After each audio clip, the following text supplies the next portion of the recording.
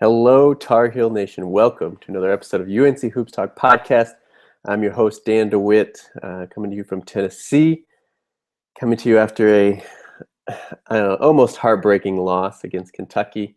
Obviously, that's the only game we've had since the last podcast. Before we jump into the game, though, I just want to thank you for listening, watching, taking in the show, joining me in the conversation, and joining in a uniting Tar Heel Nation. I hope you'll help me to do that any way possible.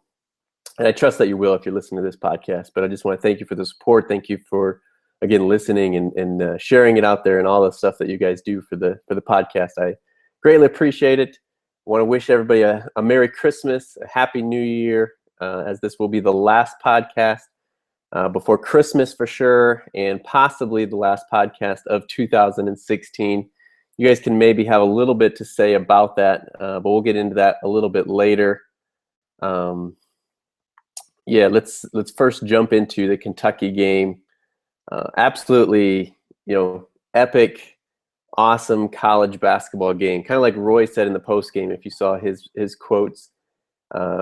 Great game to watch and enjoy if you don't care who wins or loses. But unfortunately, we do. It affects us at least a little bit. If you're listening to this podcast, I'm guessing it affects you a decent amount, how we do in a game against Kentucky on the national stage like that. But start off with a great, just an amazing pace to the game, back and forth, up and down. There's a couple of turnovers in there, but just fun to watch for really the whole first half. It's what college basketball should be, minus the foul trouble for us. We don't like to see starters and stars have to sit on the bench. Especially in a game like this. But besides that, great game to watch, a lot of fun. You just can't complain. It was, people, I don't know, I saw at least somebody on Twitter saying, oh, this isn't what college basketball is to be. This is the NCAA's fault. That's entertainment. Like, why do you want to watch, Wisconsin slow the ball down and, use the entire shot? Sure, it's you can say that's good basketball and they're getting good shots and whatever, but this is entertaining. This is what people pay to watch. Like when they're running up and down and you see the athleticism of these players going up and down the court and making some of the plays that they make, like that's what we want to see. That's fun. There's an appreciation for the slow it down, meticulous, good basketball. I get that, don't mind that at all, but this is what's fun to watch. This is what will get people to watch college basketball. So that person was immediately muted on Twitter, and we're not going to deal with that.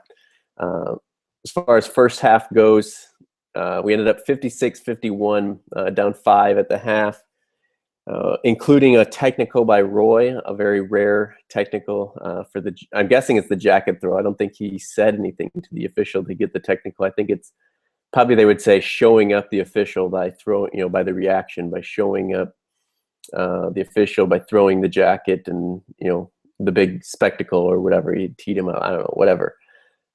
But Malik Monk goes off, hits every three that he throws up there. 27 points for Malik Monk in the first half. And we talked about him in the last podcast. If you listened to the last podcast, if you didn't, even though the game's played, I would encourage you, go back and listen to it. I feel like we were spot on quite a few of the topics and things that we hit on as far as it pertained to this game. But Malik Monk, we talked about, is a streaky shooter, but once he gets going, he's going. And he did first half. Just, again, we had he got some open looks, but we had hands in his face. We were guarding him. There was one, I think it was Justin Jackson was still guarding him. He was right on top of him. And he just knocked it down. There was another one that he pump faked somebody. I don't know if it was Nate Britt or something, out of the way. Justin was there, still with a hand in his face, knocked it down. For us, there's free throws that kept us in it. Let's see. I don't know if I have. Let's see if I can find first half. First half field goal percentage, we shot 53, pretty much the same. I guess if you round up, they shot 54%. We were at 53% from the field. 3-point field goals, we shot 43%. They were 46%. Really a two-shot difference there. They made 5, we made 3. Free throws, though, they were 64% in the first half, 7-11. We were 14 for 19 for 74% in the first half. Again, we talked about that. Free throws would be big if we can hit them. We talked about foul trouble being big in the last podcast. It was both in the first half, the whole game. Isaiah Hicks was in foul trouble the minute he stepped on the court. Only played 15 minutes. Kind of stinks, but it is what it is. He's got to get over that. We thought he was doing better, and whatever. So we're down 56-51 after just an epic first half of going up and down. Second half starts a little bit slower. Still good offensively, I think, for both teams. We had to switch up into a little bit of zone a few possessions, and it did, again, slow down their offense a little bit, which was probably why we went to it. We just weren't sticking with them, getting back in transition to play good enough defense that made them take a little bit of time, help us catch a little bit of our breath. Again, foul trouble, all those things probably going into playing a little bit of zone. Our defense was, we weren't getting stops. We weren't falling behind. The whole second half, it was probably a 4 to 10, 12-point lead for Kentucky. We just weren't, catching up. We'd make a little run. They'd make a little. We just couldn't get over the hump. So Roy went to a little bit of zone every once in a while. Again, Malik Monk kept knocking him down. De'Aaron Fox, I think you have to mention too, made a few really athletic plays. I think it was like Tony Bradley. He took off the dribble, so he should be able to beat him, but took him baseline, had a sweet reverse layup. He had a couple other, I know he had one and one. I think that was over Bradley as well on the fast break. Made the layup, got fouled. I think that was the play that Tony Bradley got hurt on.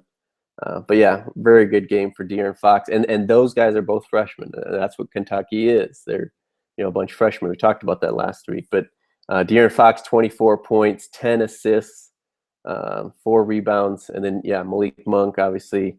I talked about how he went off. Well, if you don't know already, he had 47 points, shot 18 for 28. So, it wasn't like he just shot. That's a lot of shots, but he only missed 10 out of those. So he shot a good percentage. 8 for 12 from three-point line. That's like Justin Jackson game that he's had. That's even, Kenny Williams that he had a few games ago where he hit all the threes. But his just weren't just threes. He had 8 threes, but he also had, 18 made shots. So there's still 10 more shots that he made there. It wasn't like he was just taking threes. Just incredible. 47 points.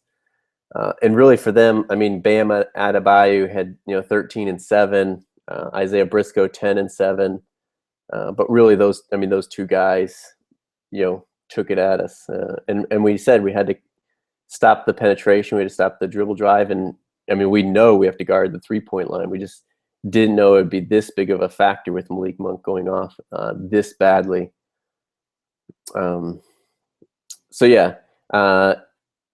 Like I said, 4 to 12-point lead for them the whole second half.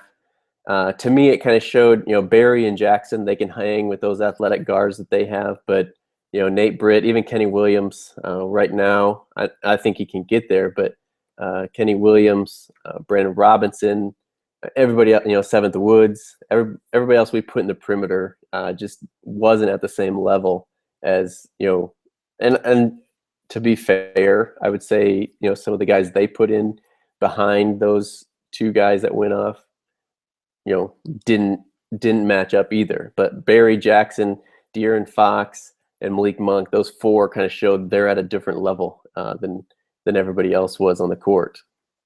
And it showed in the box score. Like I said, 47 for Monk, 24 for De'Aaron Fox.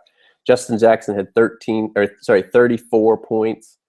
3 assists with no turnovers, 5 rebounds. He shot 10 for 17, so he was shooting, a good percentage as well. 10 for 15 from the free throw line. You can't complain there. 4 for 7 for 3. He was doing it all. Joel Berry still ended up with 23 points, 7 assists, 5 rebounds, a couple of steals. Shot 9 for 15, so great game, especially first game being back from the ankle. He showed, there shouldn't be any lingering questions or lingering injury there with his ankle. But, again, besides those 4 guys, it showed the rest of them are not at that same level. Hopefully, I think athletically, Theo Pinson would have no problem. I don't know that he's going to put up the same offense as any of those 4 guys.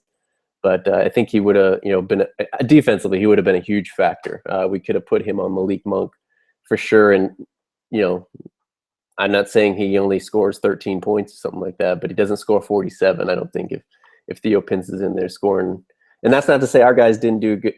Kenny Williams, Justin Jackson, they both played him up. He was just knocking down shots. But I do think Theo would have made a difference there. But it really showed the other guys just can hang with those 4.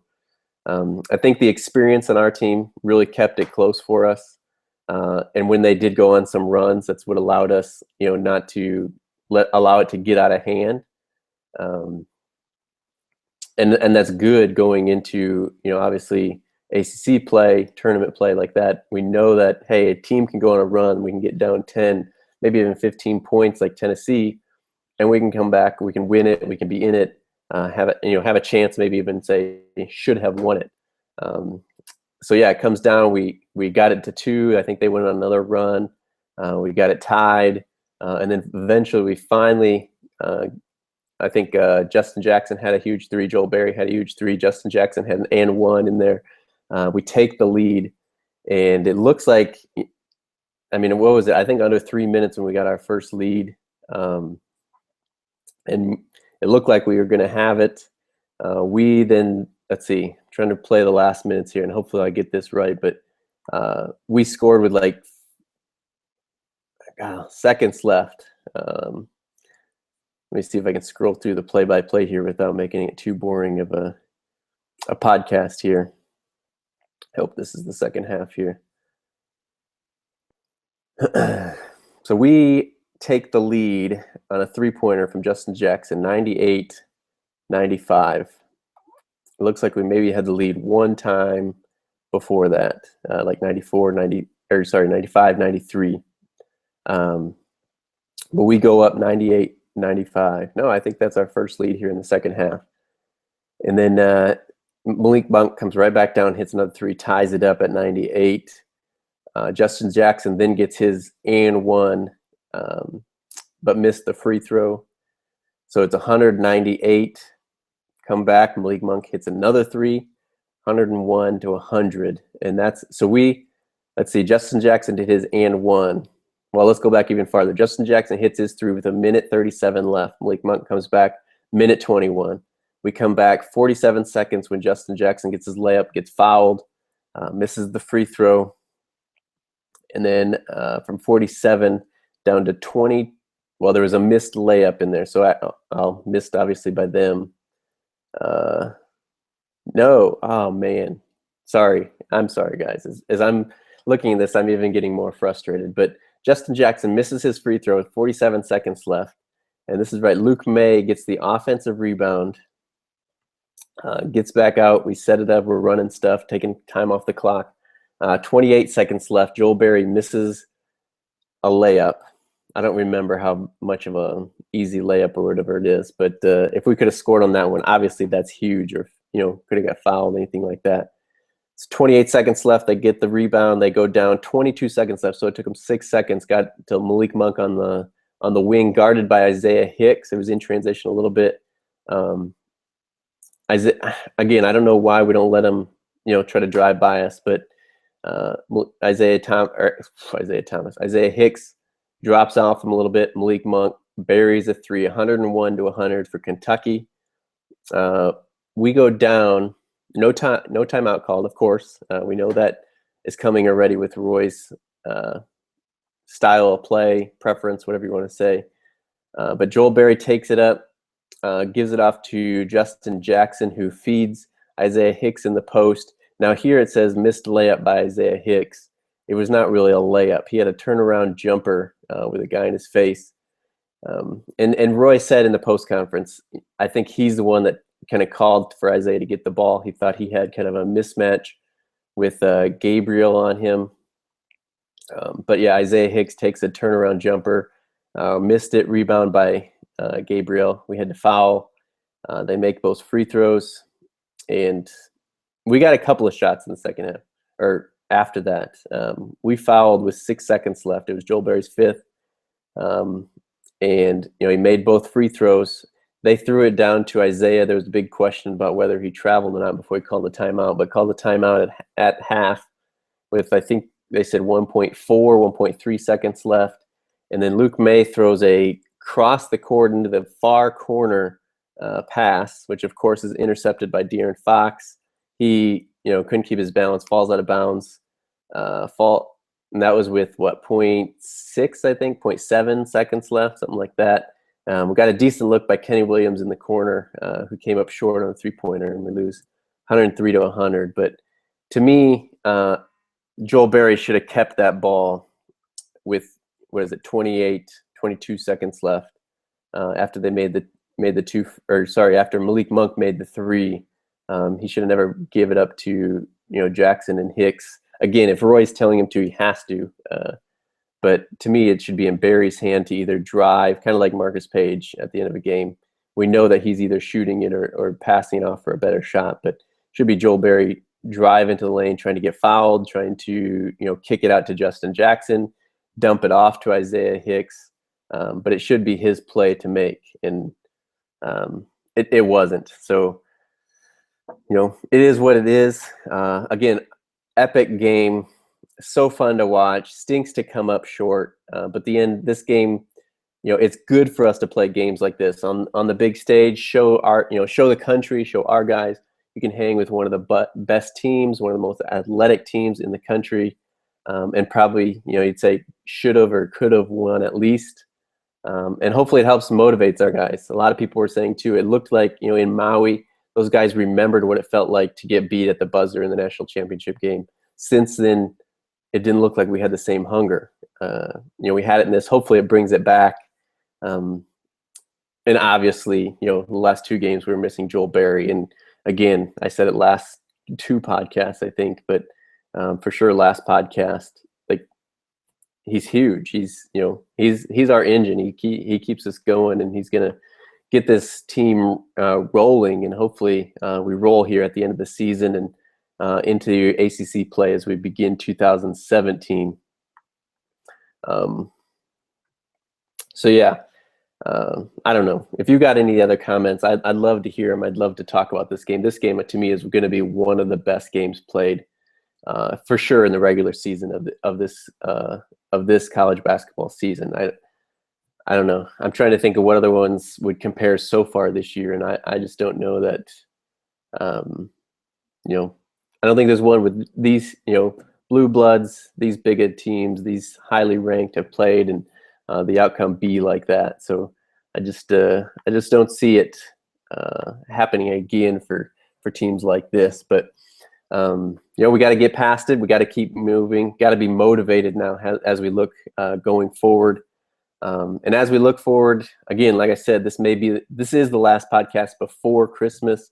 I don't know if I'm going to be able to get one in before even the end of the year. It's looking like the beginning of January before I may be back. So it gives us, unfortunately, a few games, about 4 games, at least 3 games probably before I am back here.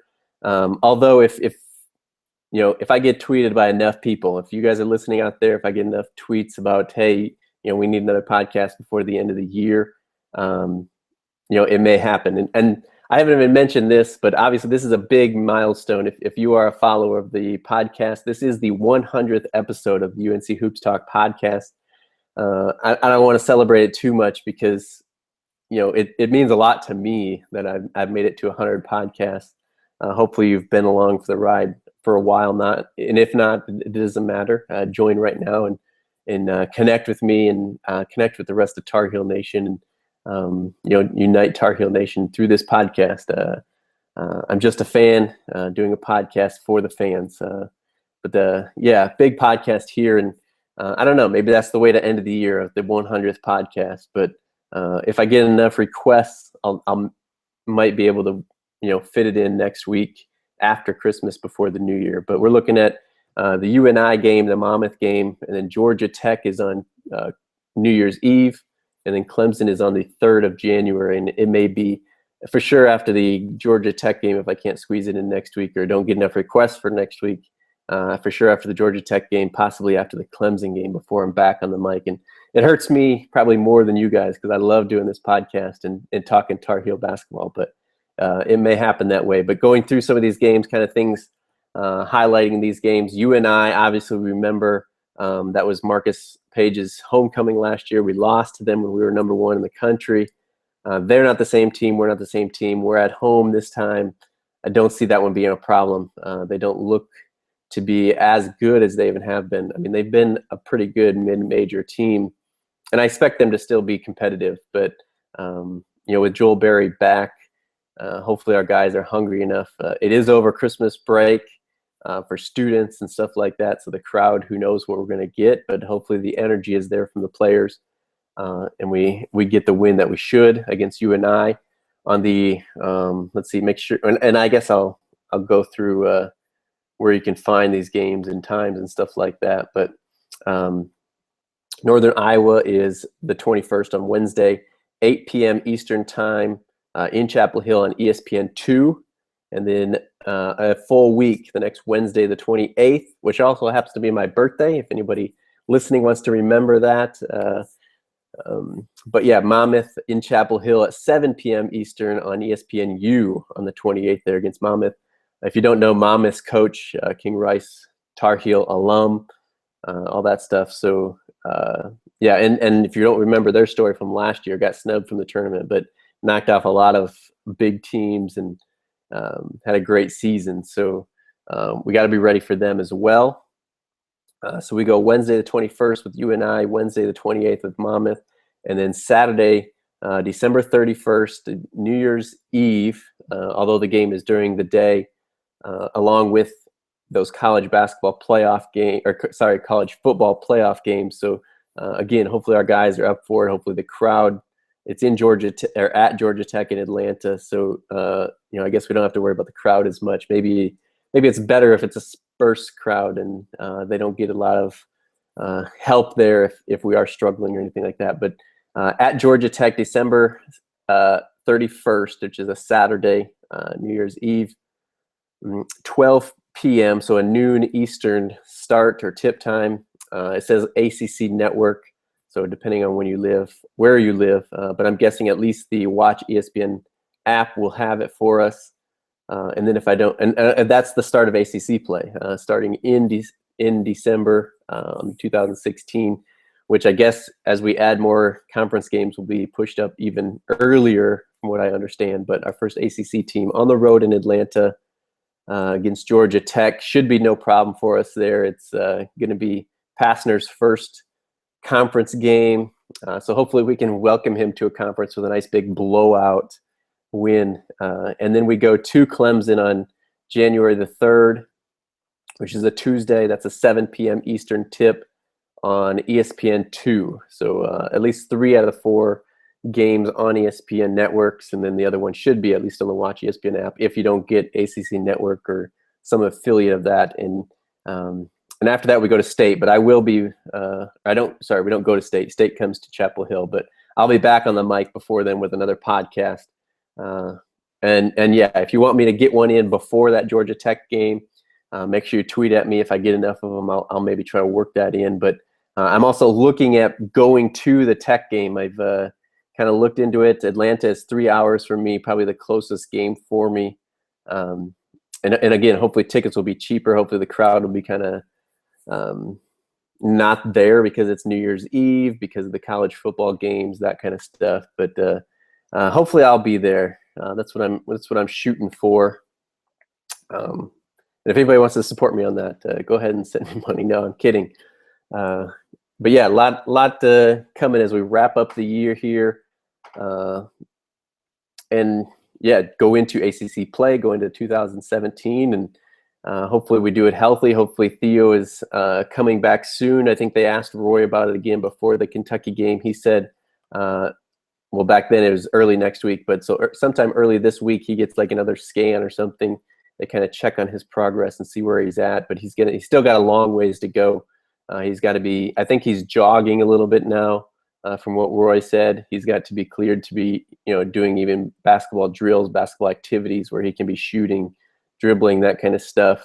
And then he's got to move into the, practice, be cleared to practice, at least limited, and before he's fully cleared and ready to go full court, 5-on-5, everything like that. So that's about all I got for this week. Probably rambled on too long already. I'd love to hear if I missed something, if I messed up on something. Don't be afraid. Send it in. Again, like I said, connect with me. Share out this podcast. If you've just joining, would love for you to subscribe wherever you are. Leave a review on iTunes. Leave comment in YouTube, wherever it is. Let me know. Twitter is an easy way to connect with me as well. But share out the podcast. Tell your Tar Heel friends about it. If you have family members that you meet or will meet over Christmas with, tell them about the podcast. So, hey, there's a good pod. Hopefully you think it's a good podcast. That's what I strive for. But let them know about it. I greatly appreciate it if you do. I also have a YouTube channel, UNC Tar Heels Highlights, where I try to throw up some highlights there. I've been slacking a little bit. So I wanted to make a call out there as well. If there's anybody that would love to help, me or the podcast, however you want to look at it, with some social media, Instagram, anything like that, or YouTube highlights, help me throw up some highlights on YouTube. Let me know. Again, Twitter is a good way to get a hold of me. DM me on there, or otherwise UNC Hoops Talk at gmail.com is really easy way to get a hold of me as well. But I think I've gone long enough here. I think I'll check to. Been doing some of these live here, so I'll make sure that there's no comments here. And we actually did get one. Zachary Bowden has been watching the podcast live for the past at least 3 weeks, I think. So Zach, I want to thank you for that. He says, with Joel Berry not 100%, Justin Jackson showing us what we thought he could be when he signed 3 years ago. Great to see. And absolutely, I personally have even questioned Justin's, consistency, but he's starting to show it. Hopefully it continues here as we get into ACC play. I don't know that you could say Joel Berry wasn't 100%. I think he probably could have played at the Tennessee game if it was a big enough game or a conference game or anything like that. But I think they saw that we had another week off before Kentucky, and they thought, Tennessee wasn't very good, which they aren't a very good team. But obviously we struggled without Joel against them. But I think they saw that week off and said, if we can get him all that more rest, let's hold him out and make sure he is 100% for Kentucky. But I don't think you can say he wasn't 100% at this Kentucky game. So, but Zach, thanks for watching and listening first off, but also thanks for the comment. Like I said, I love connecting with listeners and all that good stuff. So I think I went through everything coming up, went through everything I got, rambled on long enough for you guys. And so again, want to thank you for all the support. Have a very Merry Christmas, a Happy New Year, or however you celebrate. But always remember, go Heels.